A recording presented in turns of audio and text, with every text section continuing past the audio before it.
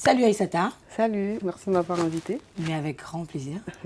The Book, c'est Raconte-moi ton histoire. Donc aujourd'hui, tu vas me raconter ton histoire. D'accord. Bienvenue dans The Book. Merci beaucoup. Tadam!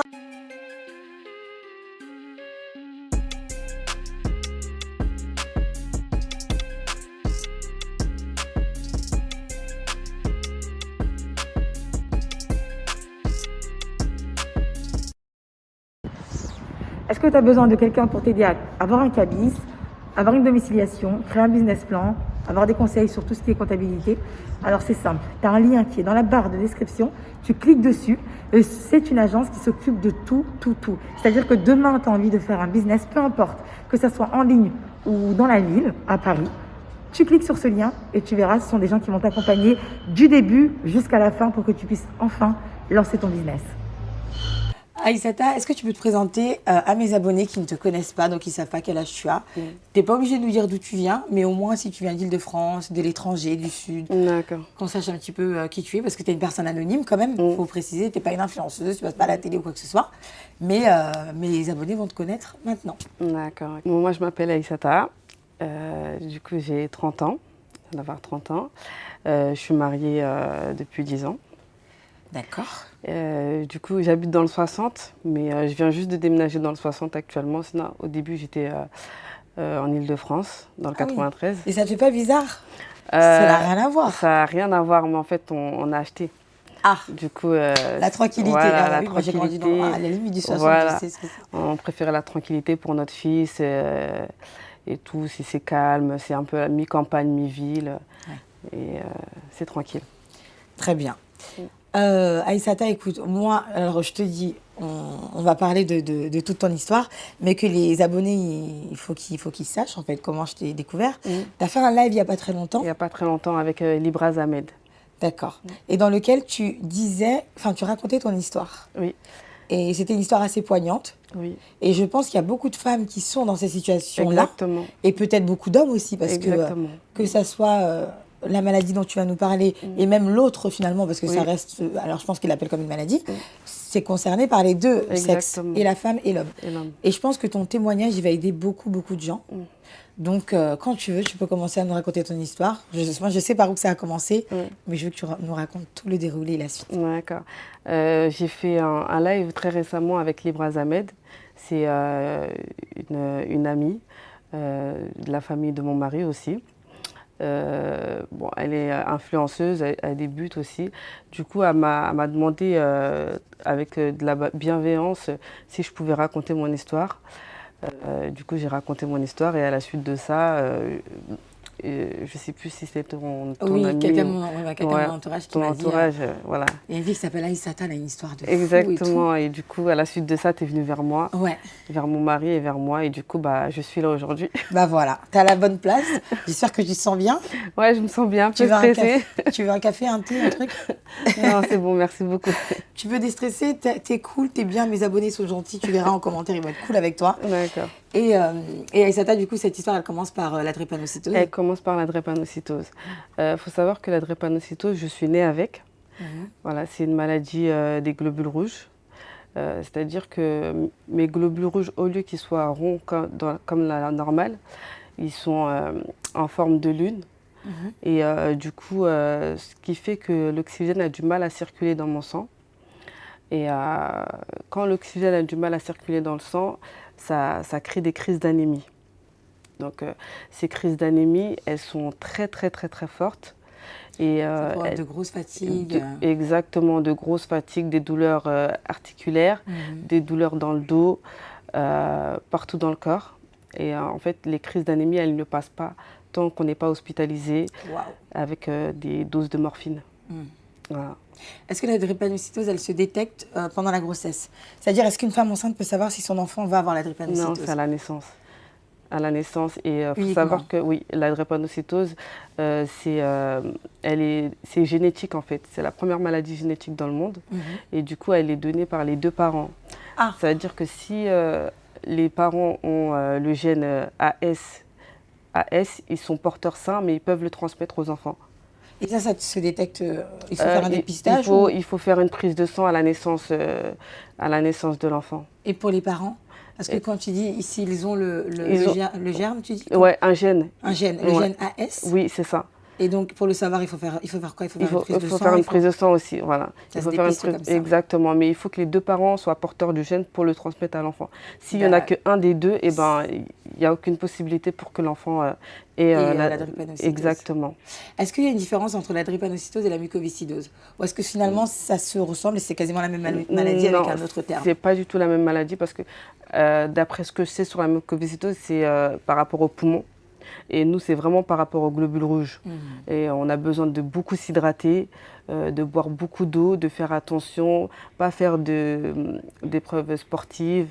On est vraiment considérés comme... enfin, moi, à l'époque, j'étais considérée comme des enfants faibles. Et du coup, par rapport à ça, on était vraiment privilégiés. Il paraîtrait que la drépanocytose touche beaucoup le peuple noir, donc les personnes de type africain. Oui, est-ce que c'est vrai? Oui, c'est vrai. Et aux Antilles aussi. Il y a quelques Européens qui l'ont, mais vraiment... très rare. Très, très, très rare. Et qu'est-ce qui s'est passé en 2002? En 2002, faut savoir que j'ai toujours été suivie de ma naissance en 2002 jusqu'à mes 12 ans. J'ai été suivie à l'hôpital de La Fontaine, à Saint-Denis. Et en 2002, j'ai fait une très, très, très grosse crise. Il faut savoir que j'étais une drépanocytaire très, très sévère. C'est-à-dire que je faisais des crises vraiment très fréquentes. Et il y a d'autres malades de drépanocytose qui peuvent avoir des crises, on va dire, 2 fois par an, 3 fois par an. Mais moi, c'était vraiment fréquent, tous les mois. Et en 2002, du coup, je fais cette grosse crise et je fais un AVC ischémique. Waouh. Ouais. Et comment tu définis ça? Ça veut dire qu'au niveau réactionnel, physique, ça donne quoi? Tu tombes dans les pommes? Oui, j'ai convulsé. J'ai perdu connaissance. Et à la suite de ça, on me transfère dans un autre hôpital qui est spécialiste pour les enfants, à Robert-Debré, Paris. Voilà, j'ai été transférée à Robert-Debré et j'ai été amenée en réanimation pendant plusieurs jours. Et est-ce que tu es tombée dans un coma ou pas du tout? De ce que je me souviens, c'est que j'ai été, après que j'ai convulsé et après que j'ai perdu connaissance, j'ai repris connaissance quand j'étais en réanimation. Voilà. Donc c'est une maladie quand même très très très grave. Oui. Et est-ce qu'il y a un remède? Parce qu'il y a beaucoup de personnes qui connaissent peut-être pas cette maladie. Est-ce qu'il y a un vaccin? Est-ce qu'il y a un traitement? Est-ce que c'est une maladie que tu as à vie ou une maladie qui peut se soigner ou se guérir? C'est une maladie que tu as à vie. Il y a un traitement, mais qui n'est pas proposé à tous les malades qui sont drépanocytaires. Pourquoi? Parce qu'il faut savoir que le traitement, il est lourd. Il est très, très, très lourd. C'est un peu comme la trithérapie pour les gens qui ont le sida. Et il y a des conséquences. Voilà, il y a d'autres conséquences derrière ça, très lourdes aussi. Les fameux effets secondaires. Exactement, on va dire ça. Donc, ce n'est pas proposé à tout le monde. C'est-à-dire que si un enfant il est drépanocytaire et qu'il peut vivre avec la drépanocytose, il fait 1, voire 2, 3 crises par an, c'est gérable, on va dire. Mais quand il en fait beaucoup? Quand il en fait beaucoup et qu'il fait des crises, des AVC comme ça, c'est qu'au fur et à mesure du temps, c'est risqué pour sa vie en fait. Oui. Ça devient risqué pour sa vie, pour la vie de l'enfant. Donc à partir de ce moment-là, les médecins commencent à proposer le traitement que j'ai vu en fait. Et est-ce qu'il y a un risque?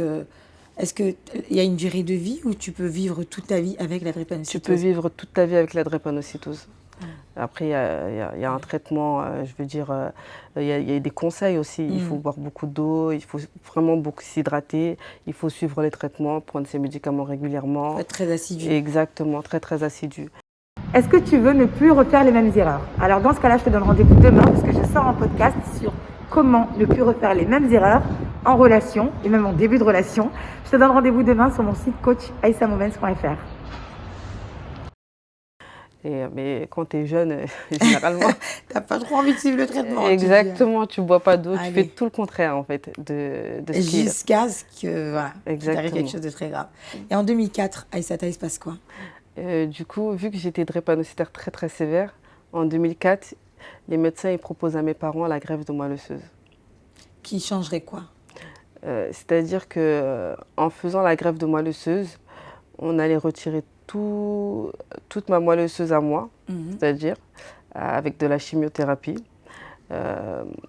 Et du coup, ils ont pris la moelle de mon frère Ils ont pris la moelle de mon frère et ils me l'ont greffée.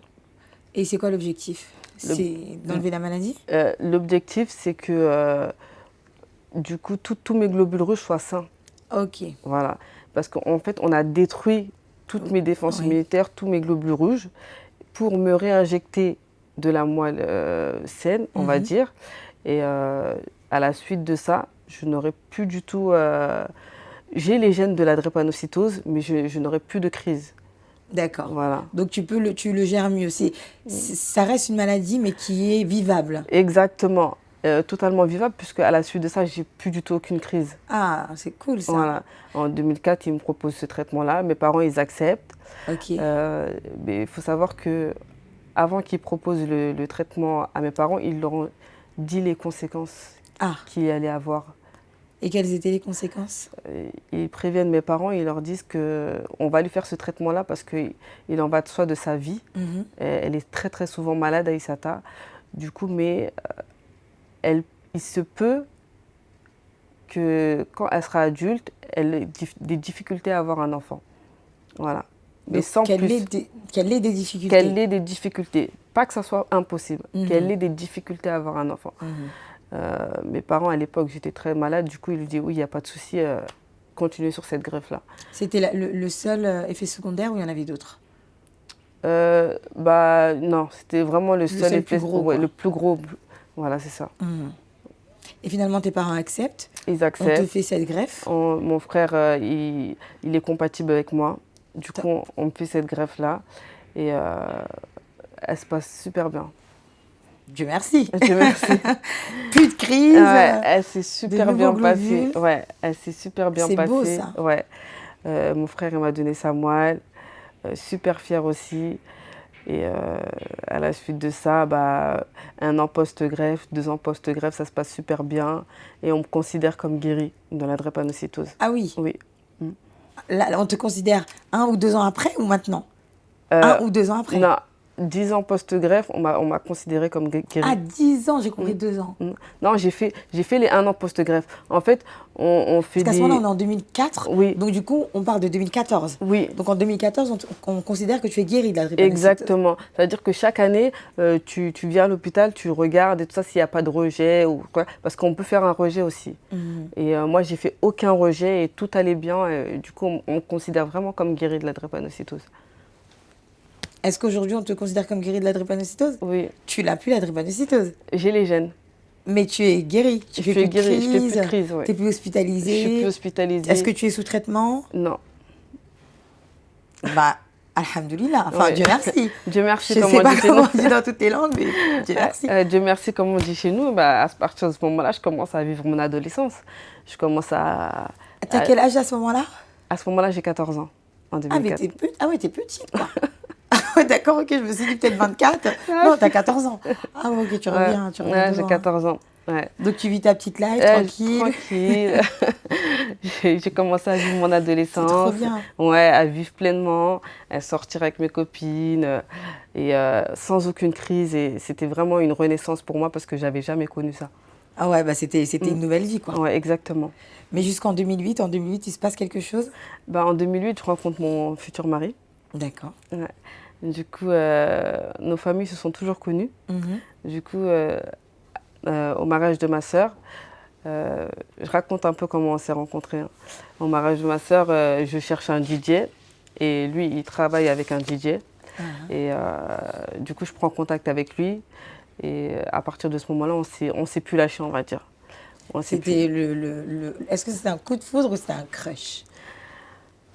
On va dire que c'était un crush. C'était un crush parce que c'est vraiment à partir du moment où on a gardé contact qu'on ne s'est plus lâché. À l'époque, il y avait MSN. Vous êtes trop des anciens. Ouais. Ceux qui ne connaissent pas MSN, désolé. Désolée. Nous, on est des anciens, on connaît MSN, on connaît Skyblog. Ouais, c'est son époque, il se reconnaîtra. Ouais. Il avait un Skyblog. Je te jure, on avait tous un petit Skyblog. On racontait nos vies et tout. Exactement. Et on parle. Mais je lui dis quand même. Tu lui dis ce qui s'est passé. Tu lui racontes ton histoire. Je lui raconte mon histoire. Je lui dis qu'après la greffe, on m'a dit que j'aurais des difficultés à avoir des enfants. Donc ça, tu lui dis dès le début. Je lui dis dès le début. Il est d'accord avec ça? Il est d'accord avec ça. Il me demande si c'est impossible ou pas. Je lui dis non, ils m'ont pas dit que c'était impossible. Ils ont dit que ça allait être compliqué. Ça allait être compliqué, ça allait être difficile. Et après, en 2000, on était jeunes, du coup, on ne se doutait pas justement du parcours qu'on allait avoir. Et lui non plus. Parce que là, vous avez 18 ans, du coup. Oh, moi, j'ai 18 ans, il en a 22. On a 4 ans de différence, du coup. On ne se soucie vraiment pas de... du bébé, quoi. Voilà, c'est ça. On n'en est pas Ah, encore là. Du coup, on se marie. Un an de mariage. Et puis, dans notre communauté, généralement, quand tu te maries, c'est... tout le monde attend le bébé. Exactement. Dans la foulée, tout le monde attend le bébé. Et ils ne s'en cachent pas. On en parle vraiment naturellement. Et ce n'est pas des critiques, c'est juste qu'on demande, vous attendez quoi, quoi. Ouais. C'est chiant. Ouais, c'est chiant. Franchement, c'est chiant. Ouais, c'est chiant. Bah, tu fais ce que tu veux quand tu veux. Puis 1 an, on ne calcule pas, 2 ans, on ne calcule pas. Et à partir de la 3e année, là, ça a commencé à être dur. Mais c'est ce qu'on dit en plus. C'est pareil que c'est au bout de la 3e année, quand tu essaies de faire un enfant, au bout de la 3e année, si tu sens que s'il n'y a toujours pas de bébé, là, il faut consulter. Il faut consulter. Mais moi, vu que je savais mon problème, on a consulté, on va dire, en 2012, directement après mon mariage, on s'est... Ah, vous avez pris les devants. Exactement, on a pris les devants. Parce que les médecins m'ont bien fait comprendre qu'en gros, je ne pourrais jamais avoir d'enfant tant que je ne serai pas inscrite à la PMA et tant que je ne ferai pas une FIV avec don d'ovocytes. Donc ça, ils te le disent à quel moment? Ça, ils me disent, une fois que j'ai 18 ans, je ne suis plus suivie à Robert Debré parce que c'est un hôpital que pour les enfants. Du coup, ils me transfèrent dans un autre hôpital. Mais vu que j'ai plus de crise, je suis plus drépanocytaire, ils me suivent justement pour l'infertilité. Tu vois, ils me suivent directement pour l'infertilité. Là, le terme, il est important. Là, on passe de... Il y a des possibilités que ça soit compliqué à une infertilité. Donc, en fait, à quel moment on te dit, Madame Aïssata, vous êtes infertile? En fait, il faut savoir qu'après la greffe, je n'ai pas eu mes règles directement. Ah, ça a pris. Voilà. Parce que la greffe, pendant la chimio abîme les ovaires.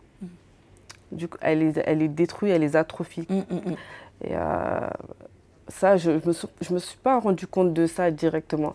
C'est vraiment quand j'ai été suivie à l'hôpital Saint-Louis et que là, j'ai vu une gynécologue avec mon mari qui nous a dit, elle nous a dit franchement, votre bébé, vous l'aurez pas sous la couette.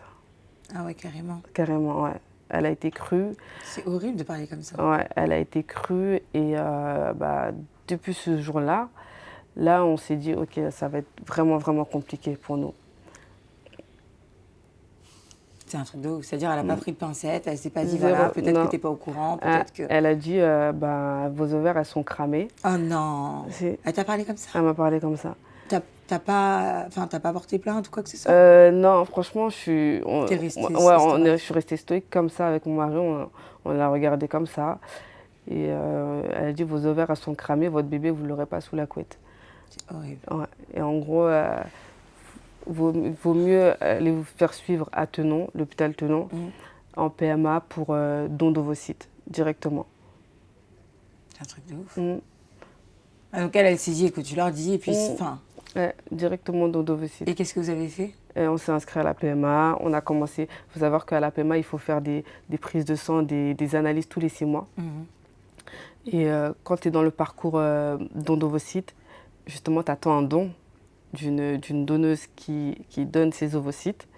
Et en France, il n'y a pas beaucoup de donneurs noirs. Beaucoup de donneuses noires. Est-ce que tu penses qu'il faut inciter les gens à donner leurs ovocytes ou pas? Oui, pour des femmes qui attendent depuis certaines années justement pour avoir un don d'ovocytes. Et généralement, on veut un bébé qui a nos traits, nos caractéristiques. Donc il faut qu'il soit noir. Voilà, il faut qu'il soit noir. En tout cas, nous, c'était ce qu'on voulait. Ouais. Mais il n'y a aucune propagande sur ça. Enfin, on ne voit pas ça. Non. Ni à la télé, ni nulle part. Moi, j'entends pas. Pas beaucoup de propagande, mais justement, vu qu'en France, c'est sur liste d'attente, le don d'ovocytes, il y a beaucoup de couples qui se redirigent vers l'étranger, en Espagne, parce que là-bas, c'est payant, mais c'est beaucoup plus rapide. Mais c'est cher. Moi, j'entends souvent congeler ces ovocytes, que c'est une démarche fréquente en Espagne, mais le don, c'est vrai qu'ils en parlent rarement. Ouais. Et donc, alors, pour que les abonnés comprennent, parce que dans les abonnés, il y a aussi des hommes et il y a des femmes, ça leur parle pas trop, tu vois.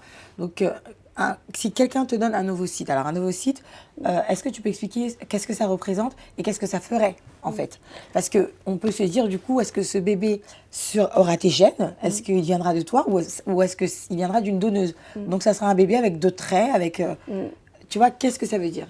Ben, en fait, c'est que vu que moi je suis considérée que comme si j'avais mes ovaires elles étaient cramés. Donc plus d'ovules. Plus d'ovules. Du coup. Donc plus d'ovulation et plus de règles alors. Plus de règles alors. Justement, c'est pour ça que j'avais un traitement pour avoir mes règles, des règles artificielles, on va dire. C'était des fausses règles, c'était pas des règles naturelles. Ah, donc là, c'est un cas avéré, c'est-à-dire... Oui, non. Ah oui, je suis considérée... tes ovaires ne sont plus fonctionnels. Oui, je suis considérée comme ménopause précoce, c'était le terme qu'ils employaient, et insuffisance ovarienne. C'était les termes qu'on employait pour moi. Ok, donc on prend un ovocyte, on vient l'implanter. Ouais, on prend déjà, il y a une femme déjà qui se fait des piqûres, justement comme si elle allait faire une insémination artificielle avec son mari. Et du coup, au bout d'1 semaine, elle va à l'hôpital, on lui prélève ses ovocytes.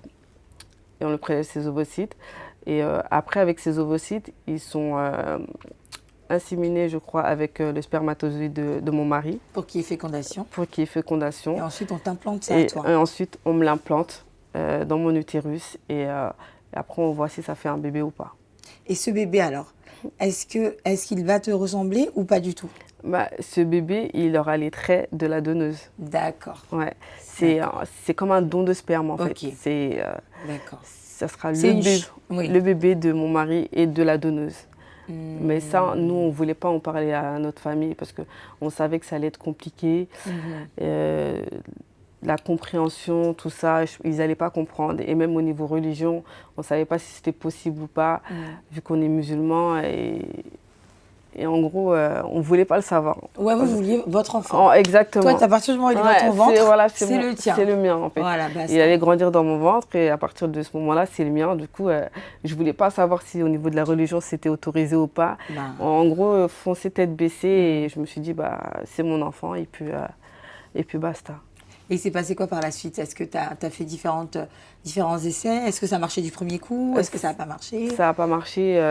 La première fois, ça n'a pas marché. On a attendu pendant plus d'1 an un don. La première fois, ça n'a pas marché. Il y a une donneuse qui nous a donné. Du coup, on a eu deux embryons. À la suite de la fécondation, on a eu 2 embryons. On me l'a implanté une première fois, ça n'a pas marché. C'est échec. Il faut savoir qu'on fait une prise de sang 13 jours après l'implantation dans l'utérus. Et après, on sait si on est enceinte ou pas. Et du coup, moi, ça fait échec. D'accord. Et ensuite, comment est la relation? Alors, vous avez tenté pendant combien de temps? Pendant combien d'années? Mais on n'a pas fait que ça aussi. Il faut savoir que mon mari, à cette époque-là, il voyageait beaucoup. Il allait souvent au Mali. On est originaire du Mali. Et il me ramenait beaucoup de plantes, du bled, des plantes naturelles, justement pour me faire venir mes... Vive les plantes. Ouais. Moi, je kiffe les plantes. Pour faire venir mes règles naturellement, tu vois. Et en fait, il a décidé de faire un déni. Il voulait pas... Ouais, non, en fait, il était quelqu'un super motivé, toujours à fond. Franchement, il était super impliqué. C'est important d'avoir ce soutien-là. Exactement. Il était super impliqué et justement, ça le touchait énormément. Il n'en parlait pas beaucoup, je sais. Mais ça l'a beaucoup touché, beaucoup affecté. Et du coup, en fait, il ne pouvait pas rester inactif. Du coup, il avait besoin il avait besoin de faire quelque chose. Voilà. Et c'est pour ça que ça a commencé à être compliqué à partir de ce moment-là entre nous deux. Ah oui, vos relations, elles se sont altérées? La relation de couple? La relation de couple a été compliquée à partir de ce moment-là. Quand tu dis que dans ton couple, c'est devenu compliqué, malgré le fait que lui tente de faire en sorte que ça marche, est-ce que tu penses qu'il était blessé parce que ses efforts étaient vains finalement, tu vois, il n'y avait pas de résultat, ou est-ce qu'il était en mode, en fait, il n'y aura pas quoi? Non, en fait... il s'est résigné ou pas du tout? Non, c'était par rapport à moi. En fait, il me considérait comme pas investi, pas assez investi, justement, pour avoir cet enfant-là, en fait. Je ne sais pas comment expliquer, c'était assez compliqué, parce que lui, il était investi pour tout, pour aller au bled, pour chercher les plantes, pour tous les rendez-vous ici et tout. Et moi, j'étais un peu, on va dire, dans mon coin, en fait. Je ne savais pas comment gérer ça, en fait. C'est lourd. Hein. Ouais, c'était assez lourd. Du coup, il me considérait comme pas assez investi. Alors que moi, dans ma tête, je me dis, c'est moi qui ai le problème, tu vois. Du coup, Oh, Aïssata, pleure pas. Pleure pas, putain. Pleure pas, tu as un mouchoir. Ah. Non, pleure pas. Tu sais, ça arrive, et puis ça arrive tellement souvent. C'est toi la femme, c'est toi qui as le problème. Donc quand tu le vis, les gens de l'extérieur, ils comprennent pas. Tant que tu l'exprimes pas, ils comprennent pas, tu vois. Et ça peut être ton mari, ça peut être des fois la famille, ça peut être... Ils se disent, bon, peut-être elle fait pas d'efforts, alors qu'elle veut en fait. moins, elle veut pas, alors que pas du tout. Voilà, c'est ça en fait. Du coup, en fait, il se disait qu'elle fait pas d'efforts. Elle fait pas d'efforts. Alors que moi... Tu avais l'impression de tout faire, quoi, mais tu savais pas comment faire en même temps. Je sais pas comment faire, déjà. Et je me sentais coupable, en fait, vis-à-vis de lui. Voilà. Culpabilité. Voilà, je me sentais coupable envers lui parce que je me disais, déjà, c'est de ma faute. Ouais. Et il ressent qu'en gros, moi, je ne m'investis pas. Mais tu t'investissais. Je m'investissais, mais en fait, on ne se comprenait pas. En fait. Bien sûr, c'est normal. On ne se comprenait pas. Vous n'étiez pas au même étage. On n'était pas du tout au même étage. Et du coup, ça a été vraiment, vraiment compliqué. C'est-à-dire que manque de communication, chacun se mettait dans son coin, de son côté. Et on est resté comme ça pendant beaucoup de temps et tout. Et bon, ça allait pas, mais on essayait vraiment de rester soudés malgré tout ça, malgré que c'était compliqué, malgré le manque de communication. Et finalement, est-ce que vous avez eu une conversation tous les deux posée en vous disant, voilà, on va se dire les choses, il y a ça, moi je m'investis peut-être de cette manière et toi tu t'investis de cette manière, ça ne veut pas dire que tous les deux on fait rien. Non, c'était que on est vraiment deux personnes vraiment différentes. Tu vois, deux personnes vraiment entêtées. Ça veut dire que lui, il se dit dans la position dans laquelle il est, moi j'ai un problème pour avoir un enfant. Lui, en gros, il fait tout justement pour avoir cet enfant-là avec moi et que moi, je ne m'investis pas assez.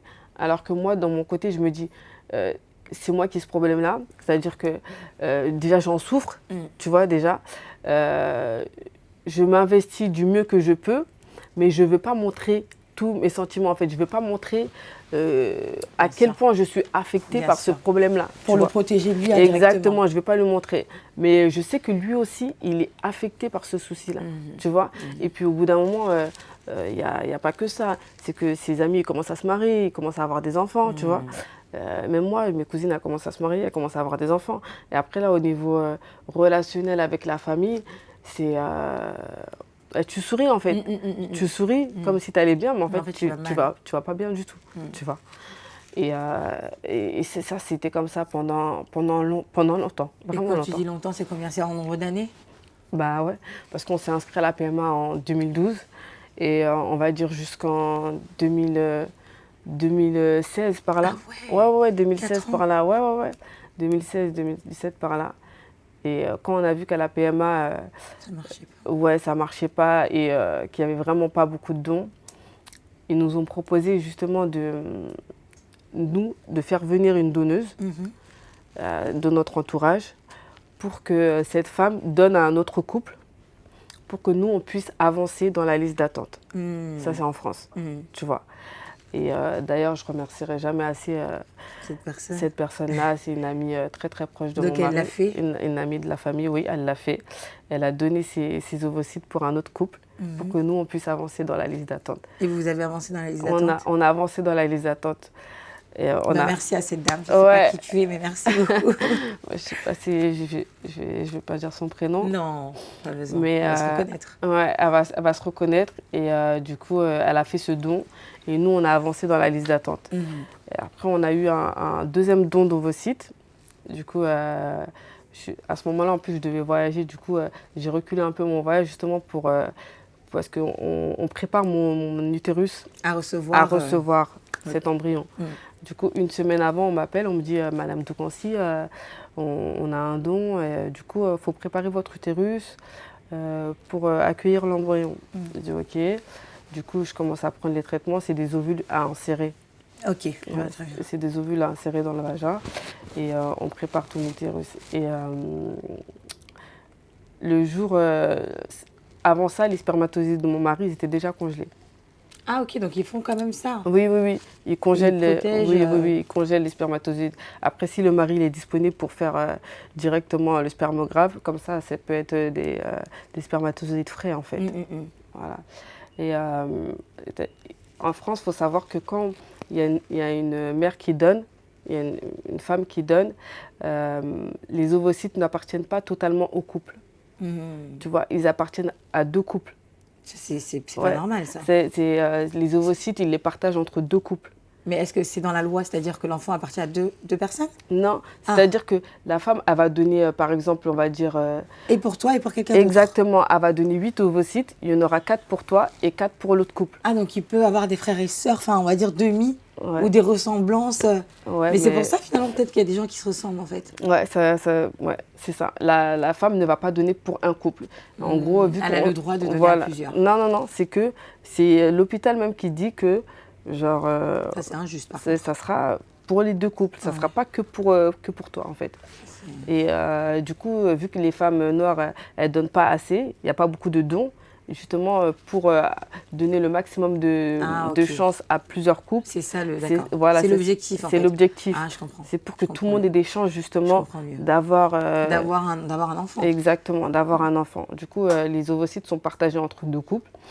Et c'est à ce moment-là, même moi, que je le sais qu'ils sont partagés entre deux couples, je ne le savais pas.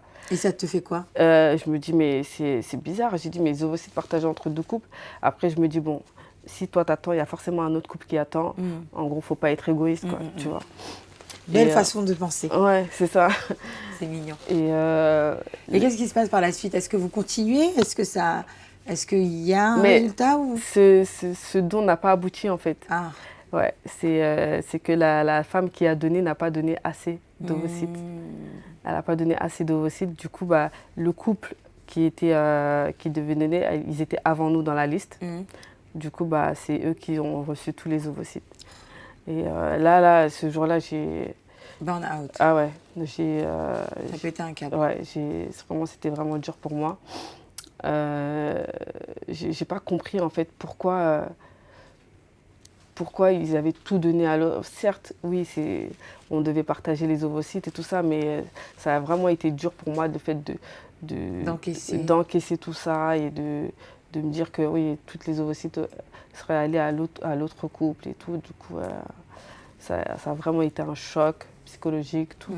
Je l'ai mal vécu, j'ai mal compris en fait. Est-ce qu'à ce moment-là, Aïssata, tu travailles?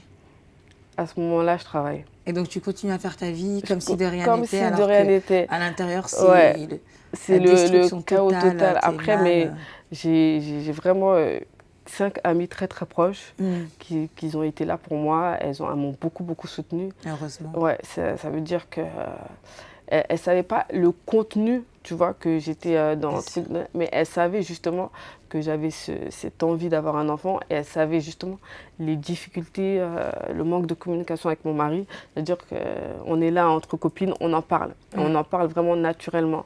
Et ce soutien-là, franchement, elles me l'ont donné pendant toutes ces années, tu vois. Et du coup, avec mes amis, elles savaient quel problème j'avais, mais l'extérieur, je ne montrais pas en fait. Je ne montrais pas, je souriais tout le temps. C'est-à-dire et même mon mari, c'est-à-dire qu'on allait au baptême des gens, tu vois, ils ont un enfant, on est content, tu vois, on est content pour eux. Mais ça te renvoie une image. Voilà, mais toi tu te dis, c'est quand ton jour en fait, tu vois. C'est quand ton jour, t'attends, tu dis, Dieu t'a oublié, mais non, en fait chez nous on est croyants, du coup, on dit bon, Inch'Allah, ça va venir. Et ça faisait combien d'années là maintenant? Là, ça faisait... D'essai? Ouais, ça faisait 6 ans. 6 ans d'essai? Ouais, 6 ans. Et là, au bout de 6 ans, il se passe quoi? T'abandonnes, tu continues, Après ces 6 ans, franchement, j'en ai marre. T'es à bout? Ouais, je suis à bout. En 2017, je suis à bout. En fait, je me dis, traitement, que ce soit traitement traditionnel ou traitement PMA, J'en ai vraiment marre en fait. Et qu'est-ce que tu décides de faire? Je décide de tout arrêter. Avec avec l'aval enfin, l'aval, c'est pas le bon terme. En décision commune avec ton mari? Non, Ou juste toi? Juste moi. En fait, j'en avais marre de mettre des choses dans mon corps. Je me suis dit, c'est mon corps, faut que j'arrête en fait. J'avais décidé d'arrêter. Et, lui, déjà, il se disait, bon, de toute façon, elle ne prend jamais ses médicaments correctement. J'étais jamais assidue, en gros, dans la prise des médicaments. Et quand je décide de tout arrêter, parce que j'en avais marre, je voulais plus. Bah, c'est de la souffrance. De la souffrance. À chaque fois, tu essayes, échec. Tu essayes, échec, t'as mal, quoi. Échec. Toi, psychologiquement, ça ne va pas du tout. Et tu n'étais pas suivie par personne? Non, j'ai été suivie par une psychologue un jour. Et en fait, l'hôpital Robert Debré, ils sont revenus vers moi naturellement pour que j'aille parler. Voilà, non, pour que j'aille parler justement à une jeune drépanocytaire qui vivait la greffe à ce moment-là. Et du coup, je vais parler à cette jeune drépanocytaire. Elle est dans la chambre stérile. Parce que je n'ai pas expliqué, mais on est dans une chambre stérile pendant plus d'1 mois. Et, oui? Oui. Pendant la greffe, C'est-à-dire le contact avec les autres, c'est compliqué. Zéro contact avec l'extérieur.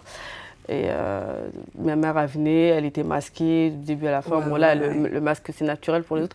Mais à l'époque, c'était pas... Il y avait zéro contact avec l'extérieur. Tu restais dans une chambre stérile pendant plus d'1 mois et tu restais allongé sur ton lit, du coup. Et il faut savoir que pendant la chimiothérapie, tu perds tes cheveux. Tu perds tes cheveux, tu deviens chauve. Comme le cancer. Voilà, exactement. Puisque c'est le même traitement. Tu n'as plus aucun poil et tout. Donc, tout ça, c'est dur à vivre. Donc, c'est exactement c'est pour ça qu'ils ne le proposent pas à tout le monde. Donc, c'est un traitement vraiment lourd. Et puis voilà. Et donc, toi, tu parles à cette fille. Finalement, tu décides d'arrêter toi-même le traitement. Ton mari le prend comment? Il le sait, il ne le sait pas? Tu lui dis, tu lui dis pas? Je lui dis pas. Je lui dis pas. C'est vraiment naturellement comme ça, je lui dis pas. Je lui dis pas. En plus, c'était compliqué la communication. Du coup, je me dis non, je vais pas lui en parler. Tu vois. Parce que si c'est pour que ça aboutisse encore à une dispute, c'est pas la peine. Tu vois. Et donc, vous continuez votre vie? Ouais, je continue ma vie. Et si tu veux, il y a des amies, elles viennent naturellement vers moi. Vu qu'elles savent, ça fait, tu vois, 5 ans, 6 ans, 7 ans que j'attends d'avoir un enfant. Et avec de la bienveillance, tu vois, elles me disent... Aïssata, moi, tu vois, moi aussi j'ai eu des difficultés à avoir un enfant. Je suis partie chez ce gynécologue-là. Si tu veux, je te donne son numéro, je te donne son adresse. Et moi, je sais quel problème j'ai, tu vois, mais elles ne le savent pas exactement, tu vois. Mais je prends, tu vois, je prends tout. C'est de la bienveillance, tu vois, c'est vraiment de la gentillesse. Et en gros, le bonheur qu'elles ont, elles veulent aussi, te le partager. Exactement. Elles veulent aussi que je partage ce bonheur-là. Du coup, j'ai une amie qui me dit, Aïssata, toi ça fait longtemps et tout, il y a un gynécologue qui m'a aidé à avoir mon enfant. Après je lui dis, ah bon? Du coup, je prends... Je sais pas ce qui va se passer, mais si ça a marché, ce gynécologue-là, il va être blindé. Hein. Du coup, elle me dit, tu peux aller le voir, on ne sait jamais. Et je lui dis, oui, mais moi je sais c'est quoi mon problème. Elle me dit, ouais, mais on ne sait jamais. Je vais voir ce gynécologue-là et je ramène tout mon dossier médical, tout. PMA, tout. Les années de PMA et tout ça, les fibres, tout ce que j'ai fait, les prises de sang et tout, je ramène tout mon dossier médical. Je lui dis oui, on m'a dit que j'étais stérile. On m'a dit que je ne pourrais pas avoir d'enfant naturellement. Il me dit, qui vous a dit ça? Je lui dis, des médecins, des gynécologues. Il me dit, ok, je vais feuilleter votre dossier médical, je vais regarder. Il regarde, je dis, mais moi je ne vois pas ça. Moi je ne vois pas ça. Non, et après, il tombe sur une prise de sang, il fait, ah oui, exactement. Ça, c'est vrai. Il dit, c'est vrai. Et, mais madame, vous êtes déjà dans le meilleur hôpital qui puisse être pour votre situation. Et en gros, vous avez fait exactement tout le parcours qu'il fallait faire justement pour avoir un enfant. Du coup, moi, je ne peux pas faire plus. Tu vois. Il me dit, moi, et il a été franco, il me dit, moi je ne peux pas faire plus. Vous êtes déjà dans le meilleur hôpital, vous êtes déjà suivi pour PMA, vous êtes déjà dans le processus de don d'ovocytes. Il ne peut pas faire plus pour moi. Tu vois. Et après, je lui dis, ok, mais moi, je n'ai jamais eu mes règles naturellement. Vous pouvez me donner un traitement pour avoir mes règles naturellement? Il me dit, oui, ça, il n'y a pas de souci. Je lui dis, parce que j'ai tout arrêté, j'en avais marre. Et en gros, tant que je ne prends pas de traitement, je n'ai pas mes règles. Je peux faire 1 an sans avoir mes règles. Et en gros, c'est pas bon pour le corps, il faut quand même éliminer tout ça. Il me donne un traitement pour avoir mes règles. Il me prescrit ça et tout, il me dit vous le prenez. Mais vu que moi je suis vraiment jamais assidue dans ces choses-là, mais je le fais même pas exprès, c'est juste que. Tu prenais de temps en temps? Non, je le prends au début et après je me dis bon, c'est bon. Ouais. C'est bon arrêté. quoi, ouais, c'est bon. C'était un traitement de combien de temps? Un mois? C'était un traitement, non, dans la continuité, tu as tes règles un mois, tu continues. Ok. Parce qu'en fait, j'avais vraiment pas mes règles. Oui, J'avais oui. pas mes règles. Du coup, je le prends un mois. J'ai mes règles une fois. Je continue à le prendre le deuxième mois et puis j'arrête. J'arrête. Tout simplement, j'arrête comme ça. Et mon mari me dit tu continues tes traitements et tout? Ouais, ouais, ouais. Mais en fait, non. Tu vois, je continue pas. Et du coup, à la suite de ça, si tu veux, il y a une grosse dispute qui éclate entre moi et mon mari. Rien à voir par rapport à non, mais à l'arrêt des traitements et tout ça, tu vois. Et en gros, moi, je pars de chez moi, tu vois. Je pars de chez moi et tout. Et je veux vraiment parler à personne, tu vois. Ça veut dire que ma famille m'appelle, mes soeurs m'appellent, mes oncles m'appellent et je réponds à personne. Tu vois, je voulais vraiment être toute seule dans ma bulle, coupée du monde. Et du coup, j'ai une amie aussi qui me dit viens chez moi. Du coup, je pars chez elle. Pendant une semaine, je pars chez elle et je me coupe du monde. Je suis tranquille. En gros, Donc, on ne sait pas où tu es, non, avec qui? Ouais, on ne sait pas où je suis, ni avec qui. Et en gros, je me retrouve avec moi-même. Parce que j'avais besoin justement de me retrouver avec moi-même et de ne pas entendre justement ces reproches. T'es pas investi, t'es pas ça, t'es pas ça, tu vois. Et c'est compliqué à vivre, sachant que c'est toi qui as le souci, tu vois. Et du coup, je coupe court avec tout le monde et tout. Et au bout d'un moment, bah, je réponds. Je dis oui, je suis là, mais en fait, je suis fatiguée, en fait, tu vois. Je suis fatiguée psychologiquement et j'ai besoin justement de respirer. De respirer, bah, ouais. Tu vois. Je comprends. Et voilà. Respirer, et puis, c'est un truc. Ouais. Tranquille, Ouais. C'est lourd. Et puis...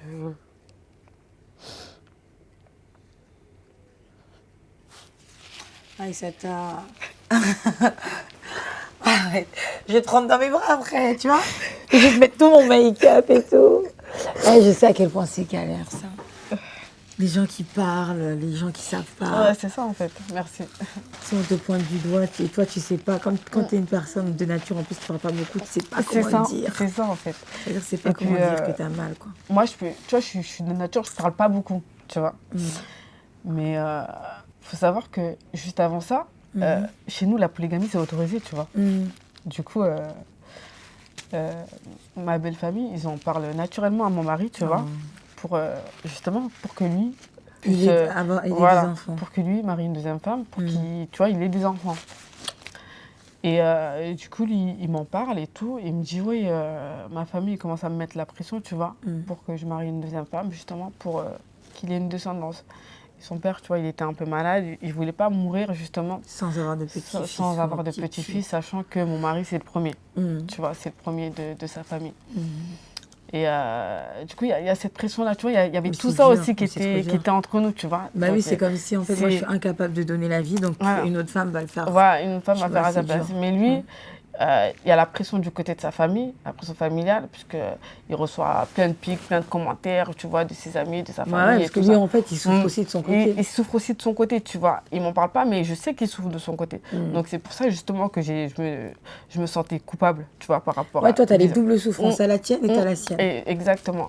Et du coup, au bout d'un moment, je me dis, mais pourquoi tu l'autorises pas à marier une deuxième femme? En gros, tu es égoïste. Tu vois, je me suis dit, mais Aïssata, t'es complètement égoïste. Dis-lui, ok. Ah oui, t'as pensé à ça? Ouais, j'ai pensé à ça. Ça veut dire que t'étais vraiment mais mal. il ne le voulait pas, hein, tu vois. Il ne voulait pas marier une deuxième femme. Ça veut dire que même s'il l'aurait fait, ça aurait été par dépit. Et pas par envie. Non, pas par envie et à cause de la pression familiale, tu vois. Mais il ne l'a pas fait parce qu'il s'est dit, de toute façon, je me marie. Dieu merci. Et de toute façon, si je me marie, certes, j'ai mon enfant, mais la femme, il faut l'assumer après. Mais oui, tu vois. Et puis il faut l'aimer, quoi. Et il faut l'aimer. La femme, il faut l'assumer, il faut l'aimer. Elle aurait été où? Au bled? Tu l'aurais mis où? Tu l'aurais laissé là-bas toute l'année? Ingérable. Tu serais parti là-bas, quoi, 2 fois par an? 1 fois par an? c'est comme ils font nos parents et tout. C'est pas la vie qu'ils voulaient. Voilà, c'est pas la vie qu'ils voulaient, c'est pas la vie que nous, on voulait. Ouais, donc toi, tu as la pression. Lui, il a la pression, vous deux. Et nous deux, justement, ça faisait... Séparation. Au lieu que ça se rapproche, ça faisait que de nous séparer, mais on était encore en couple, tu vois. On était encore ensemble, tu vois, parce que... C'est la force de l'amour. Voilà, la force de l'amour aussi, et la vision du mariage, tu vois, la vision du mariage que moi j'ai, c'est pas au bout de quelques obstacles, on divorce, tu vois, pour moi c'est pas ça, tu vois. Donc ça veut dire qu'on avait beau être, tu vois, on s'entendait pas, en clash ou quoi, tu vois, incompréhension et tout, incompréhension, et malgré tout ça, bah... Je suis restée. Je me disais, bah, de toute façon, c'est toi qui as le problème. Et lui aussi, pareil. Malgré tout ça, il a pas cherché à marier une deuxième femme ou quoi. Il m'en a parlé. Il a vu qu'au début, j'étais un peu réticente. Après, il m'en a plus jamais reparlé. Et après, au bout d'un mois, c'était moi qui y pensais. Je me suis dit, mais... Et j'en parle à mes copines. Je lui dis, mais je ne devrais pas lui autoriser à avoir une deuxième femme, vous êtes sûre? Elles me disent, non, non, non, etc. S'il le fait, ça sera de lui-même. Mais toi, ne lui donne pas cette autorisation-là. Et entre copines, on se parle beaucoup. On écoute les conseils de nos copines. On prend certaines choses, on laisse certaines choses. Et du coup, elles m'en parlent, elles me disent non, ne lui donne pas l'autorisation. Mais s'il le fait, en gros, s'il le fait, je n'aurais pas dit... Tu n'aurais pas été contre? Non, je n'aurais pas été contre, j'aurais laissé faire. Tu vois, mais vraiment par dépit aussi, tu vois. Ça n'aurait pas été de mon choix. Ni du sien d'ailleurs, je sais. Tu t'es dit, je ne veux pas être égoïste en fait. Et je me suis dit, je ne veux pas être égoïste. Déjà, c'est moi qui ai le souci. C'est moi qui n'arrive pas à avoir d'enfant. Ouais, mais non. Tu vois. Non, mais c'est ça en fait. Ça joue, ça joue au mental. Hein. Ça joue au mental. Et toi, tu es chez toi. Tout est ta faute. Quoi. Ouais, non, c'est ça en fait. Tout est ta faute. C'est-à-dire que le soir, même quand tu es chez toi, tu es là, tu pleures en fait. Tu fais que de pleurer. Ça ne va pas dans ton couple, tu n'as pas d'enfant. Et puis on ne te comprend pas. Enfin, je pense que tu as l'impression que le monde ne te comprend pas. Personne ne te comprend. Donc, au bout d'un moment, quand tu reviens, parce que tu es partie une semaine chez ta copine, et qu'est-ce que tu fais? Tu reviens? Ouais, tout le monde me parle, tout le monde dit Aïssata, le mariage c'est comme ça, il y a des hauts et des bas, tu vois, les disputes c'est comme ça. Et du coup, je reviens chez moi. C'était super tendu avec mon mari. Du coup, au bout d'un mois, il essaye de venir vers moi, tu vois, de venir vers moi et tout. Et bon, moi, je suis toujours un peu, tu vois, réticente et tout. Je suis toujours un peu tendue, un peu... je me sentais comme abandonnée, en fait, tu vois. Ouais. Mais c'est pas de sa faute à lui, tu vois, parce que c'est une situation super difficile à vivre. Mais puis avec toutes ces années, t'as pas vécu que ça. Et c'est ça, en fait. Et j'ai même zappé plein de moments que je peux pas tout raconter, tu vois. Super difficile à vivre. Et du coup, il y avait tout ça. Je rentre chez moi, c'est un peu tendu. Et je suis un peu malade en fait, tu vois, je suis un peu fébrile, un peu malade, un peu de tout, un peu de vomissement, tout ça par-ci par-là. Et je vais souvent chez mes parents, tu vois, je suis tout le temps, quasiment tout le temps chez mes parents. Et ma mère, elle me dit, Aïssata, t'es enceinte. Elle avait un pressentiment. Mais pourquoi elle te dit ça? Parce qu'elle sait que tu as ce problème-là, donc comment elle sent ça? Elle voit quelque chose chez toi? Elle a des prémonitions. Comme ça, elle rêve et elle me dit, Aïssata, t'es enceinte. Je dis, mais non, maman, je suis stérile. Tu vois. Et elle m'appelle Ma. Tu sais, comme sa mère, Ma. Et elle me dit, mais... elle me dit, genre en mode, toi, t'es Dieu. Genre, elle me dit, toi, t'es Dieu. Tu vois. Après, je dis, non, je suis pas Dieu, mais maman, je suis stérile. Tu vois. Après, elle me dit, mais arrête de dire n'importe quoi, t'es pas Dieu. T'es pas Dieu pour savoir, tu vois. Après, je dis, ok. Et tous les jours, je viens chez moi, tous les jours, ma mère me dit, Ma, t'es enceinte. T'as fait un test de grossesse? Après, je fais non. T'es partie voir le médecin? Je dis non, mais je vais aller le voir. Tu vois, je vais aller le voir et tout. Même moi, je me sens pas bien et tout, je suis faible. Je dis, je vais aller le voir. Elle me dit, ok, quand tu vas le voir, demande-lui une prise de sang pour faire un test de grossesse. Et je dis, ouais, mais je la calcule pas. Ça veut dire que je vais voir le médecin. Je lui dis, oui, je suis un peu malade, je suis un peu de vomissement, j'ai un peu mal à l'estomac et tout. Et en gros, je me sens faible et tout. Elle me dit, vous avez fait un test de grossesse, vous ne pensez pas que vous êtes enceinte? Après, je dis, oh non, ne vous inquiétez pas. Pour toi, c'est impossible, quoi. Non, j'ai dit, oh, j'ai un long parcours de PMA, ouais, j'ai jamais eu mes règles. Ouais, je lui raconte toute ma vie, en fait. Elle me dit, ok, en gros, ok. Elle me prescrit des médicaments, anti-vomissement, anti-truc et tout. Et elle ne me prescrit pas la prise de sang pour savoir si je suis enceinte parce que je l'ai dissuadée. Tu vois, c'est moi qui l'ai dissuadée de me prescrire cette prise de sang. Du coup, je rentre chez moi, je prends des médicaments et ma mère, elle me dit elle t'a donné la prise de sang? Et toujours derrière moi, ma mère, hein, toujours. Elle t'a donné la prise de sang? Et je lui dis non. Elle me dit mais comment ça? Tu l'as dit, T'as fait tout ça pour rien. tu l'as dit tous les symptômes que tu avais? Après, j'ai dit oui. Elle me dit mais comment ça? C'est quel médecin ça et tout? C'est bizarre et tout. Et après, mais moi, je ne lui ai pas dit à ma mère que c'était moi qui avais dissuadé le médecin de ne pas me donner la prise de sang parce que dans ma tête, moi, c'est ancré. Tu vois, moi, pour moi, je suis stérile. Tu vois. Alors que l'infertilité et la stérilité, c'est différent. Tu vois. Quand tu es stérile, tu es vraiment stérile. Tu vois. J'expliquerai un tout petit peu après. Et quand tu es infertile, tu as des difficultés, mais il y a possibilité. Tu vois. Et du coup, je prends mes médicaments et tout. Et ma mère, elle insiste. Elle me dit, moi, je t'ai dit que je suis enceinte. Du coup, il y a ma petite sœur qui est là et tout. Elle connaîtra parce que la scène, elle est marrante. Du coup, elle me dit, ah, mais moi, je vais acheter un test de grossesse. Hein. Après, je dis, non, mais ça sert à rien. Toi, tu connais ta daronne, ta mère, elle est toujours dans des dramas, dans ses rêves et tout. Du coup, je la calcule pas trop. Elle me dit, non, mais si, on va acheter un test de grossesse. Après, je dis non. Elle me dit, si, je prends la carte à maman, je vais, la pharmacie, elle est en bas, elle descend vite. Hein. En 2 minutes, elle descend. 2 minutes après, elle est déjà revenue. Et elle prend un test de grossesse. Et elle me dit, tiens, ma petite soeur. Ouais, elle me dit, tiens, va aux toilettes. Après, je lui dis, t'es déjà là? Elle me dit, t'es sérieuse? Elle me dit, oui, tiens. Après, je dis, ok, mais vraiment en mode. Ouais, arrêtez de me saouler, quoi. Voilà. Je vais vous montrer que c'est faux. Ouais, je vais vous montrer que c'est faux, comme ça, vous allez me laisser tranquille. Et je vais aux toilettes, je fais ce test, je ressors. Et après, je lui dis, ça, c'est quoi, en fait? Je lui dis, 2 bars, c'est quoi? Elle me dit, mais 2 bars, ça veut dire que tu es enceinte. Elle me fait, elle commence à sauter. Elle me dit, Aïssata, t'es enceinte? Et je lui dis, mais non, mais arrête de raconter n'importe quoi. J'ai dit, mais tu vois pas que je suis stérile? Comment une femme stérile, elle peut tomber enceinte? Réfléchis, toi aussi. Et je lui mets un coup de pression directement à ma soeur. Je lui dis, mais arrête de raconter n'importe quoi. De toute façon, je suis stérile, je peux pas tomber enceinte. Comment une femme stérile peut tomber enceinte? Et je lui mets ce coup de pression-là. Et du coup, ma soeur, elle se ralentit, tu vois. Elle était dans sa joie et je l'ai freinée direct, tu vois. Et du coup, je l'ai freinée. Je lui dis, non, je peux pas tomber enceinte. Le test, il est faux, tu vois. Parce qu'il y a des faux positifs. Il faut savoir qu'il y a des tests qui te disent que tu es enceinte alors que c'est pas du tout le cas. Comme il y a de faux négatifs aussi. Voilà. Et je lui dis, de toute façon, je suis stérile, je ne peux pas tomber enceinte. Après, elle me fait, ah ouais, t'es sûre et tout? Je dis, bah oui. Et du coup, je prends le test et je prends mes affaires et je sors de chez mes parents. Et je dis pas au revoir à ma mère pour pas qu'elle me dise, t'as fait le test ou quoi? Et entre-temps, elle avait oublié même. Et du coup, je rentre chez moi, je dis, mais c'est chelou. C'est bizarre. Tu vois, c'est bizarre. Comment le test il a pu être positif et tout? Je suis stérile. J'arrive chez moi, je vais à la pharmacie, j'achète un 2e test. Tu vois. En sécurité. Je monte, je refais le test, positif. 2e fois. Et je dis non, c'est pas possible.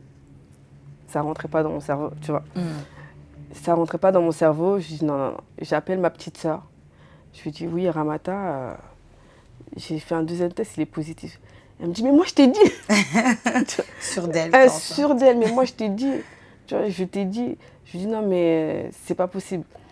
Je pense que je vais aller faire une prise de sang pour voir si c'est vrai. Tu vois. Je pense que je vais aller faire une prise de sang pour voir si c'est vrai. Elle me dit, mais moi je t'ai dit de toute façon. Après, je dis, ok.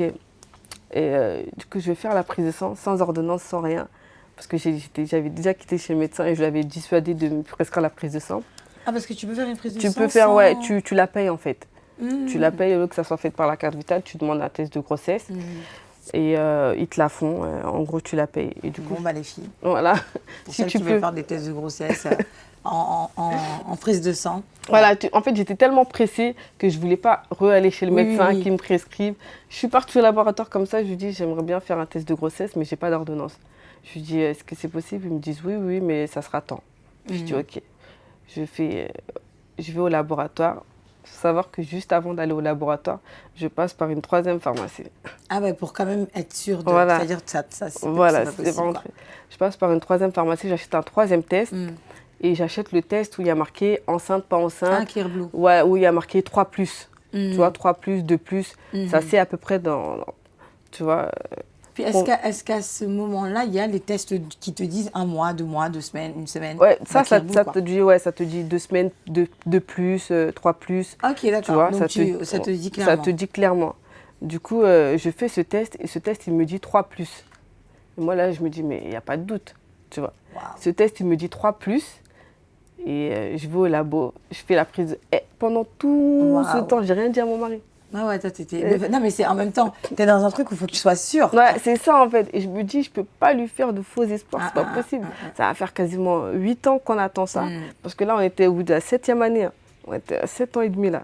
Et bien rappeler que tu avais arrêté tous les essais. J'ai tout arrêté. J'ai juste pris le médicament pour avoir mes règles et je l'ai arrêté même pas 1 mois et demi après. Et vu que moi, j'ai jamais mes règles, j'ai pas eu mes règles, j'étais enceinte, mais je me suis dit, c'est normal, t'as jamais tes règles, Aïssata, de toute façon. Oui, donc c'est logique, quoi. C'est logique. Et j'ai l'habitude de ne pas avoir mes règles, tu vois. Et là, tu prends ce fameux test, tu vas faire ton test sanguin. 3e test. Je vais faire mon test sanguin aussi. Et le test sanguin, j'attends les résultats le lendemain. Elle me dit, oui, vous pouvez les regarder sur Internet. Du coup, le lendemain matin, je me réveille, j'attends, je vais voir, j'attends même pas une seconde. Téléphone et tout. Je regarde directement les résultats. Et je vois le taux de HCG, c'est ça qui dit que tu es enceinte ou pas. C'est un taux. Et du coup, je vois le taux de HCG, il y a marqué à côté 2 mois et demi. Waouh! Il y avait marqué 2 mois et demi et je fais ça. Aïssata, t'es enceinte. Aïssata, t'es enceinte. C'est ouf. Aïssata, t'es enceinte. Et j'arrive pas à y croire. Bah oui, c'est et incroyable. en fait, je me dis, Aïssata, t'es enceinte. Et ta mère, elle avait raison. C'est-à-dire, depuis le début que toi, tu étais là, non, non, non. Ta mère, elle a vu que tu étais enceinte. Et personne ne lui a dit, elle. Ouais, elle l'a senti. Elle l'a senti. Maman. Elle l'a senti. Et donc, ça t'a écrit 2 mois et demi. Ouais, il y avait écrit taux de HCG, genre le taux, il était élevé. Tu vois, j'étais enceinte. Et à côté, il y avait marqué 2 mois et demi. À environ 2 mois. Il y avait marqué environ 2 mois. Et là, j'y crois vraiment. Et là, je me dis, non, je suis vraiment enceinte, c'est pas possible. C'est-à-dire, je suis vraiment enceinte. C'est un truc de ouf, quoi. Ouais, je me dis, non, c'est vraiment un truc de... T'arrives à y croire ou tu te dis, bon, peut-être qu'il y a encore une erreur? Ou tu y crois? Non, là, au bout des 3 tests de grossesse, plus la prise de sang, là, j'y crois. Tu vois, là, j'y crois. Et là, j'appelle ma petite sœur, celle qui a dit, elle va faire le test et tout ça. Et c'est la première personne à qui je l'ai annoncé, tu vois, parce que justement, c'était elle qui était derrière moi, va faire les tests, va faire les tests. Et je lui dis, Ramata, je suis enceinte. Elle me dit, non, mais moi, je t'avais dit, toi, t'étais têtue, Aïssata, je t'avais dit. J'ai dit, ouais, je sais, mais moi, j'y croyais pas. Parce que dans mon cerveau, c'est ancré que je suis stérile. Et j'ai encore les paroles de la gynécologue. Oui, qui t'avait dit, cramer tout ça.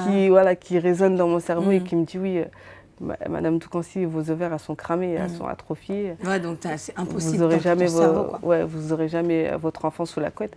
Alors que là, on n'avait rien fait. C'est-à-dire que l'enfant, on l'avait sous la couette. Puisque je ne sais même pas à quel moment j'étais tombée enceinte. Environ à peu près. C'est dingue. Tu vois. Et du coup, bah, je cours chez mes parents. Je prends ma voiture, je descends, je vais chez ma mère. Le bonheur que tu ressens à ce moment-là, je pense. Mais j'arrive même pas à y croire, en fait. Et je suis toute seule dans mon bonheur parce que pendant tout ce laps de temps-là, il s'est passé plusieurs jours et j'ai rien dit à mon mari. Et pourquoi? Bah, je voulais pas lui faire de faux espoirs. Donc tu voulais attendre quoi? Ouais, je voulais attendre le résultat de la prise de sang. Tu vois, les résultats de la prise de sang. J'ai fait 1, 2, 3 tests. Je pensais que tu me parlais de après la prise de sang. Non, là, c'est avant la prise de sang. Oui, ça, c'est avant la prise de sang. Parce que je vais chez mes parents, j'en informe ma mère. Et en fait, dès que je saute le pas de la porte et j'enlève mes chaussures.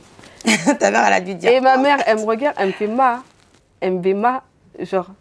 Et elle me regarde, elle attend une réponse. Tu vois, elle me dit, genre, ma. Dis-moi. Et après, je commence à pleurer. Oh. Et après, je lui dis, maman, je suis enceinte. Oh là là. Tu vois.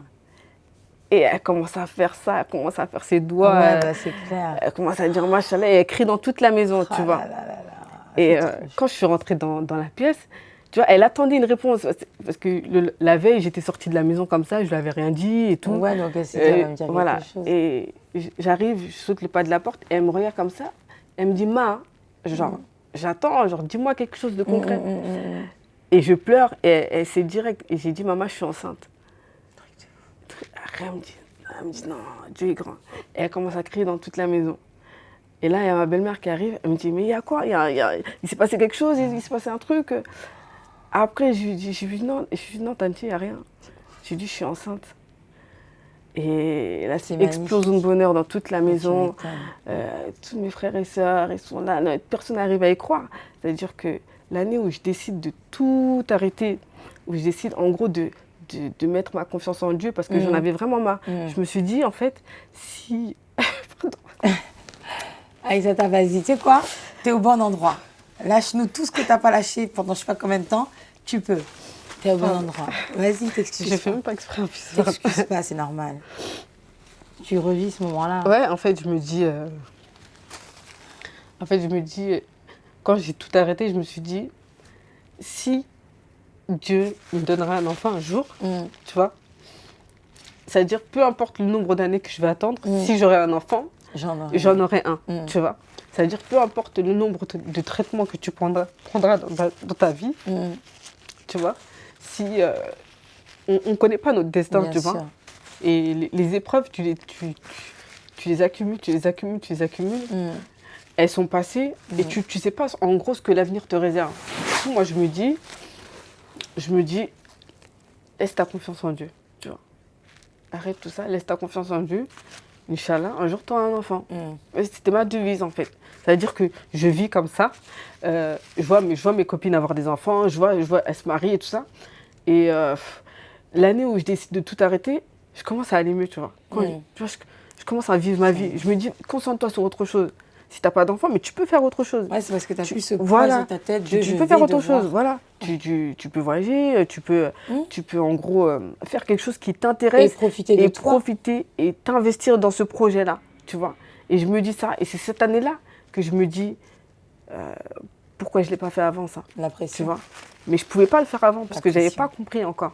Tu vois, je n'avais pas compris, tu vois, qu'il fallait que je laisse tout à Dieu et en gros me concentrer sur autre chose. Mais ça, je ne pouvais pas le faire aussi parce que s'il n'y a pas que moi, tu vois, Bien je sûr, ne suis pas seule. bien sûr. Il y a moi, il y a mon mari, il y a Bien la sûr. famille, il y a tout le monde. Et là, pour une fois, tu as pensé à toi, en fait. Voilà. Tu t'es dit, Et- ok, je vais... Et voilà. Et du coup, explosion de bonheur, et tout le monde me dit, tu l'as dit à Madi, tu l'as Ah dit oui. parce que mon mari il s'appelle Madi. Tu l'as dit à Madi, tu l'as dit à Madi. Et moi, je lui dis non, tout le monde, vous êtes tous au courant, mais lui, il n'est pas encore au courant. J'avais peur. Je ne pouvais pas lui dire. T'arrivais pas? J'arrivais pas à lui dire, je ne sais pas comment lui dire. Et j'avais pas envie de lui faire de faux espoirs au bout du premier test. Et du coup, il me dit, ok, ce soir, quand tu rentres, tu lui dis. Ma mère elle me dit, tu lui dis. Hein. Et nous, on veut tout savoir. Filme! Filme quand ça, Ouais, on voit ça. mais j'ai pas pensé à filmer, c'est dommage. Mais c'est l'époque en plus, à ce Ouais, moment-là. c'est ça, j'ai pas pensé à filmer. Non, pourtant, mon fils, il a 2 ans et demi, tu vois. Mais c'est Ouais. c'est frais, Oui, alors. c'est vrai. Ouais, non, mais tu penses pas à Non, ça, je crois. j'ai pas pensé à filmer. Tu penses Mais pas à j'aurais ça. pu mettre mon téléphone dans un coin et filmer la scène. Sa réaction, Et- bah du coup, elle était comment? Sa Tu peux me réaction, je rentre à la maison et du coup, je dis à mon mari, après le taf, tu peux rentrer directement. Il faut savoir qu'à cette époque-là, il sortait beaucoup, tu vois. C'est-à-dire, il sortait beaucoup. On n'était que 2 à la maison. Donc, en gros, dès qu'il sortait, oui, ce soir, je rentre pas. Moi, ça me dérangeait pas. J'allais chez mes parents, tu vois. On vivait comme ça notre vie.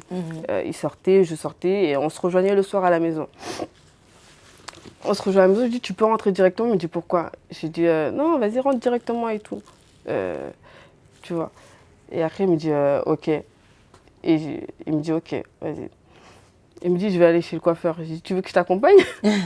Il me dit, mais Aïssata, elle m'a jamais demandé de m'accompagner chez le coiffeur. Trop C'est bizarre. bizarre. Pourquoi elle veut aujourd'hui m'accompagner chez le coiffeur? Il y a un truc bizarre.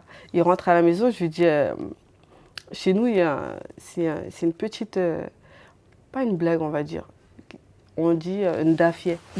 Quand chez nous, on dit une dafier, ça veut dire, j'ai une bonne nouvelle à te dire, qu'est-ce que tu me donnes en retour? Tu vois. Et j'ai dit à mon mari une dafier, tu vois, en bambara. J'ai dit, j'ai une bonne nouvelle à t'annoncer. Après, j'ai dit, tu me donnes combien? Après, il me dit, ah, comment ça, je te donne combien? J'ai dit, tu me donnes combien? Après, il me dit, bah, ça dépend, c'est quelle nouvelle? Après, il me dit 10 euros. Je dis, non, non, non, non. Je dis, c'est pas une nouvelle qui mérite 10 euros, tu vois. Je dis, c'est pas une nouvelle qui mérite 10 euros. Et généralement, quand on dit dafia, la personne, elle donne 5, 10, enfin, elle donne un sac, tu vois, elle donne tout ce que tu veux. Et je lui dis, non. J'ai dit, tu me donnes quoi? C'est une bonne nouvelle et tout.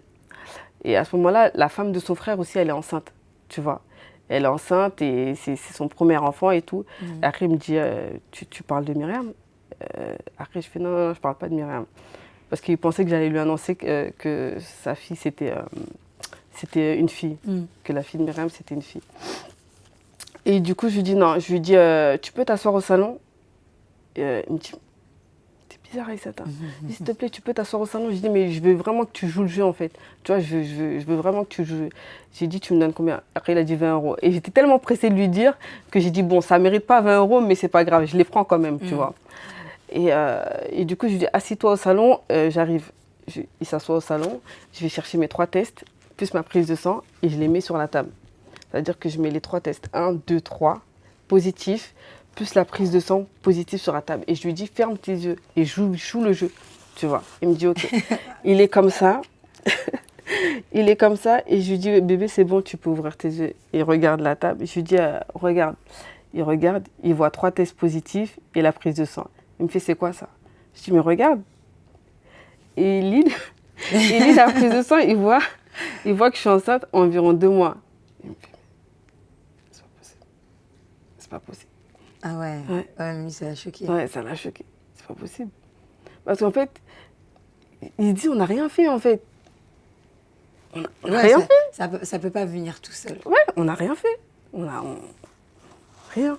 On n'est pas parti voir un médecin traditionnel, on avait arrêté la PMA, on n'a pas fait de FIV, on n'avait rien fait. Il me fait non, c'est pas possible. Après, je commence à pleurer, comme d'habitude, Aïssata. Et je lui dis, bébé, je suis enceinte. Il me dit non. Je lui dis, si, je suis enceinte. Et là, il n'arrive pas à y croire. Il me dit, non, t'es sérieux? Je lui dis, si, je suis enceinte. Et du coup, là, on s'enlace, il me prend dans les bras et tout. Il commence à pleurer, alors qu'il pleure pas souvent. Hein. Le gars, il pleure jamais. Il pleure jamais et tout. Il pleure jamais. Et il faut savoir que mon mari, il a une marque de basin. Tu vois, il fait des basins, il est styliste. Et le lendemain de ça, il fêtait ses 10 ans de création de sa société. Tu vois. Et du coup, on était en pleine préparation de ce shooting-là, par rapport à ce shooting pour les basins et tout. C'est-à-dire qu'il était en train de plier les basins, il était en pleine préparation. Et toute la soirée, il disait Dieu est grand. Il ne sortait pas une phrase. La seule phrase qu'il a sortie de sa bouche, c'était Dieu est grand. Non mais Dieu est grand, non mais Dieu est grand, non mais comment c'est possible? Il n'arrivait pas à y croire comment c'est possible, tu vois. Et ça s'est passé comme ça en fait le jour où je lui ai annoncé que j'étais enceinte. C'est magnifique. Ouais. Et le lendemain, il y avait ces 10 ans de création de société. Et vu que là, ça faisait quasiment 7 ans et demi qu'on était ensemble et qu'on n'avait pas d'enfant. Et la présentatrice lui pose une petite, comme là, comme on est là, il dialogue et tout, elle lui pose ah mais vous voulez pas d'enfants toi et ta femme genre mais naturellement mais ouais, tu sais elle dit alors c'est pour quand les enfants? Elle sait pas. Ouais, elle sait pas. Et elle dit à mon mari et alors c'est pour quand les enfants? Et nous on venait juste de le savoir la veille. Tu vois, lui il venait juste de le savoir. Après il a dit bah c'est Dieu qui décide hein. C'est Dieu qui décide et ça viendra inchallah. Et tout notre entourage, tout le monde savait qu'on avait des difficultés à féconder, tu vois. Donc tout le monde en gros nous faisait des doigts. Tout le monde, tu vois, espérait pour nous. Franchement, vraiment avec de la bienveillance, tu vois. Et en gros, il y a même un couple d'amis à nous qui a pris notre dossier médical pour le ramener chez leur gynécologue pour que justement, pour qu'il vous aide. Voilà, pour qu'il nous aide. On a tellement eu de cas comme ça, je ne peux pas tout dire, mais vraiment des vrais amis, tu vois, qui ont été là pour nous, tu vois. Et cette grossesse, elle a avancé tranquillement? Ouais, j'ai été suivie comme une grossesse normale. C'est-à-dire que j'ai même pas été suivie grossesse à risque ou PMA. Tout était bon, quoi. Non, tout était normal. Du coup, je suis tombée enceinte naturellement, sans rien, sans aucun traitement. Et ma grossesse, elle est suivie totalement normalement, comme une femme normale. Pas de problème? Pas de problème. Et donc ce bébé, c'est un garçon? C'est un garçon. Qui a aujourd'hui 2 ans? Ouais, il a 2 ans, Brian. Ok. Il s'appelle Brian Ibrahim Doukansi. Du coup, il a 2 ans. Et ça serait bizarre de dire ça, mais depuis qu'il est là, tout va bien. Ah ouais, bah oui. Ouais. Tout s'est arrangé, quoi. Tout s'est arrangé. Après, je pense que c'était le truc qui nous manquait dans notre couple, tu vois. Après, c'est vrai que c'est dommage que ça soit ça qui manquait dans le couple pour que ça aille bien. mais c'était bizarre en fait. C'était En fait, je pense que vous, c'était un problème, ça va au-delà. Il y a déjà le problème de la drépanocytose voilà. qui est dur à gérer pour toi. Donc, ça a impacté ton adolescence, ta vie de jeune femme. C'est ça. Ça s'est réglé, certes. Mais après ça, on t'annonce que tu ne peux pas être maman. Ouais. Donc, on te prend ta jeunesse et puis après, on te prend ta vie de femme. C'est ça. Tu vois? Voilà, c'est ça en fait. Donc, même si tu rentres dans un couple et que tu te sens pas femme finalement, parce puisque la façon dont on te l'a annoncé, c'est trop méchant. Ouais. Tu vois, tu dis ça à une femme, tu dis, ben, c'est ce qui fait que je vais avoir un enfant et tu me parles de mes ovaires comme ça. Je m'en suis même venue à regretter pourquoi j'avais fait la greffe. Tu vois. Alors, ouais, alors qu'à l'époque, c'était pas de mon ressort. Mes parents, ils avaient décidé. Bien sûr. C'était pour ma vie. Bien tu vois. sûr. Mais il y a des moments où je m'assieds, je me suis dit, mais pourquoi j'ai fait la greffe? C'est-à-dire qu'en fait, ça finit jamais. J'étais malade avant, là, je suis encore malade d'une autre façon. Tu vois, ça continue. Le chapitre est toujours ouvert. Voilà, c'est encore pire même. Dans ma tête, je me suis dit, c'est encore pire. Ouais, bien parce sûr, que là, c'est pas que moi. Tu vois, c'est moi et mon couple, et mon mari, tu vois, et ma famille. C'est pour ça que moi, je ne le prends pas bizarrement quand tu dis que il a fallu cet enfant pour que tu sois pleinement heureuse. Parce qu'en fait, là, tu peux être pleinement toi sans problème. Ouais. Tu vois ce que je veux dire? Ouais. Tu n'as plus de drépanocytose, tu n'as pas de problème de fertilité. Et en fait, là, aujourd'hui, c'est pas tant l'enfant. C'est finalement, tu as ta féminité, ta personnalité, ton identité et ta sainteté. Tu vois, ouais, c'est exactement ça. Voilà, c'était toi, quoi. Ouais, c'est ça. Et bah, en gros, c'était ce qui nous manquait. Donc, et du coup, depuis qu'Ibrahim il est venu, tout va bien, alhamdoulilah.